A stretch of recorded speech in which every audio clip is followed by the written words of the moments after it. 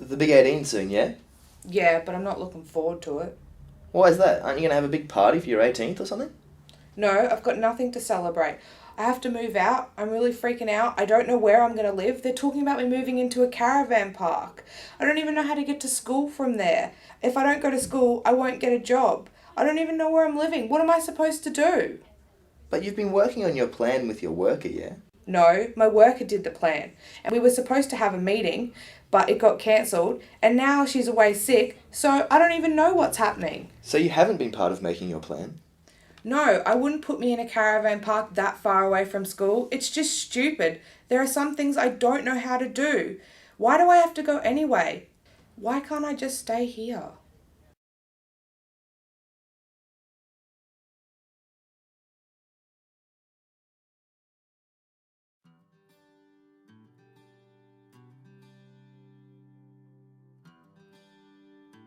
My transition from care was very chaotic. No one really knew what they were doing, and so it was a bit stressful for everyone involved. To successfully prepare a young person to transition from care, the ENYAC delegates saw the key priorities for action being more effective transition planning, including greater participation of young people, more information for young people about entitlements and how to access them, and dedicated transition workers. I think for my case specifically, TFC should have started a lot earlier. I was very didn't like change and didn't want to leave the department. They'd been my family for so long, and so I was very hesitant to actually leaving care. So I think if they'd started a lot younger and prepared me to actually be out on the world by myself, then it might have been a bit easier. Yeah, it was just really difficult. I think I needed more emotional support rather than a lot of the financial. I was a kid that was very dependent on the department. They were my main caregivers, not really a youth worker or a foster carer. So when it came for me having to leave, it was just really traumatising. So are you saying in every plan there should be goal setting? Yeah. And a bit of a staggered thing of how we're going to get there? Yeah, with a specific timeline. Goal setting, a realistic timeline? So there should be short-term goals, medium-term goals, And then long-term goals. Yeah. Yep. I also think there needs to be a tick and flick support so that people aren't exiting care without support. What do you mean, Amy? So there needs to be different columns for community support, family support, linked in with organisations. So they can't leave care until they have that support. Gotcha. So it'll be the plan will say, is this young person linked into community support? Yeah. Yes, blah, blah, blah. Yeah. And if they haven't, we're going to extend this until they have. They can't leave care until they get Gotcha. it. Making sure that the young person has their point of view putting it in, not having your caseworker saying you need this and you need that and you need that, and then finding out that that's not exactly what you needed, and that if what you want and need isn't put on there because the caseworkers push for what they think you need. If the young people don't have a good transitioning from care plan and worker, then the young people are not going to know where they stand in the world, basically. And they're not going to know the basics to independent living. They're not going to know the basics to what's out there in the world and all the other stuff that connects to that. For a leaving care plan, they need a specific worker, because in the end it's their we're under their responsibility. At least making funds available. Yes, very important. We had the idea of the two workers at the start, did we?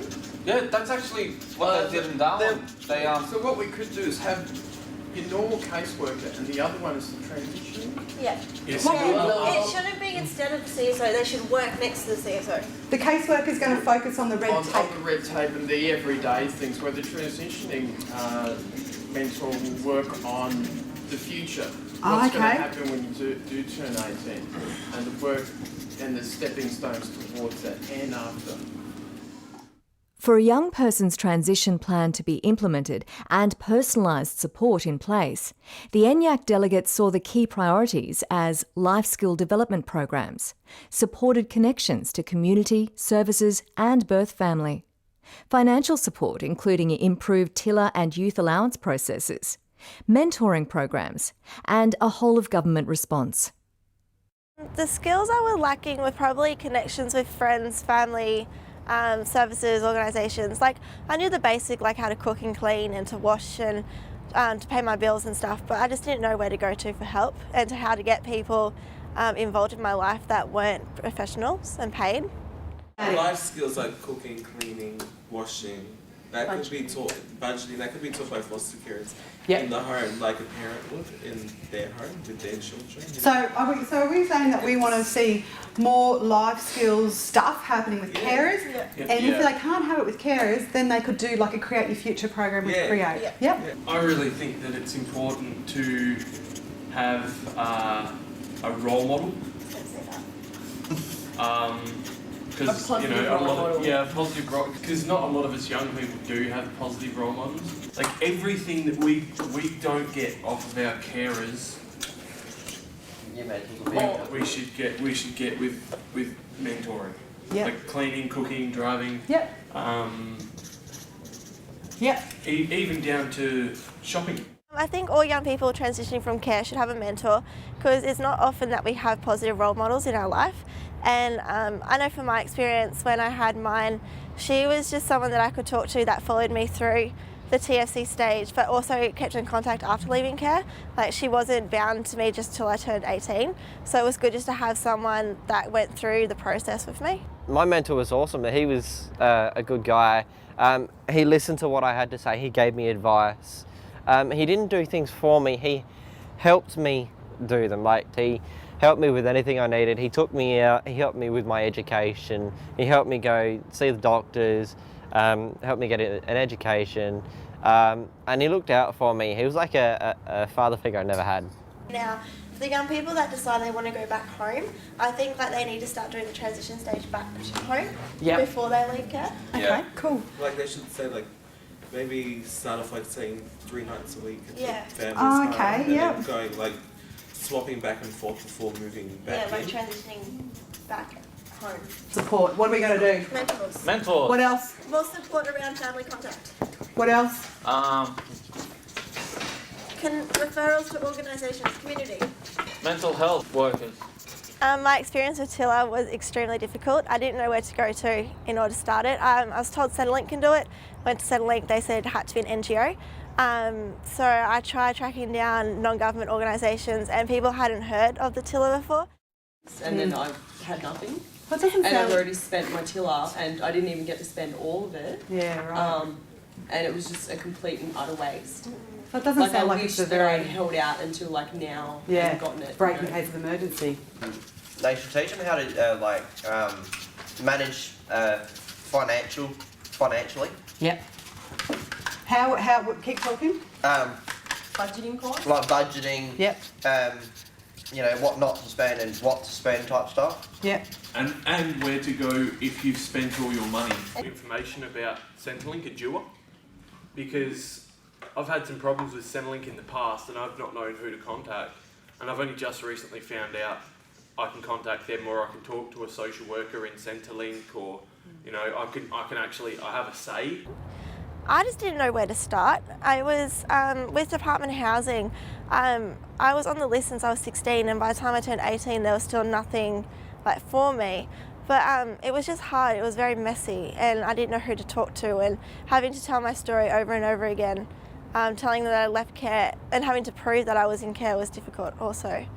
But yeah, I think if there was something more communication between government departments, then it might be a bit easier for a young person to tackle. If we were to adopt this model and make it Australia-wide, what are the elements that we would want in it? Housing. Housing. What else? Driver's lessons. Yeah, Yes. driver's license. What else? And lessons. Yeah. TAFE. And uni. What else? Dentist. So just healthcare in general. Yeah, healthcare. Mental health. Including mental health. I think like, especially for like children and young people that are doing TAFE and that, making sure they got all the books, the appropriate equipment, so like, and all resources. For a young person to feel confident once they have left care, the key priorities for action, according to the ENYAC delegates, were legislative changes ensuring aftercare support to 25 years in every state and territory, specialised post-care support services for young people who have transitioned from out-of-home care, and adequate housing. I think it's really important that young people in care, or who are left care now, have access to support and a support service specially designed for young people leaving care. I think this service could provide like ongoing emotional support. A lot of young people are traumatised from even just being in care itself, and so having someone who's aware of the child safety practices and procedures and what it means to be a child in care, someone that can, you know, join the dots in finding out case files and information about family, connections to community, like just someone like an all stops shop where young people can go to and get like all the help and support they need. Successful transition is when a person has a safe place to call home, food in their tummy, clothes on their back, enough money to buy milk and bread, and a friend call away. They also need to have adequate housing and appropriate housing. Be supported emotionally and financially. Having sufficient transport, you know, to do to get to wherever you need to go. We all know what the plan is, but we've got to make sure that we actually stick to it. And they need to be linked into the community that they're entering into. Happy being stable with the people that you live to with. Be linked up with and have all your health, dental and medical care taken care of. Feeling safe and secure in your own home and feeling like it is your home. There is no one solution to improve the process of leaving out-of-home care in Australia. We must continue to work together. We must continually improve the systems, policies and practices. And we must continue to listen and act upon what young people tell us. Yeah, I just feel that a day before turning 18, my issues were exactly the same as the day after I turned 18. And I don't think that a number really determines much within maturity or the way in which a person lives their life. Like, I think that it's quite disheartening and quite abusive almost to kick people out of a system when they turn 18. And without the proper skills or the connections to family or connections to community, like, I think you're setting up young people to fail. Children and young people in care need your help, and if we don't get the help now, we will never be successful in the future. Age for TFC should be increased to at least 25. I just ask all government heads with their children, would you kick your child out when they turned 18?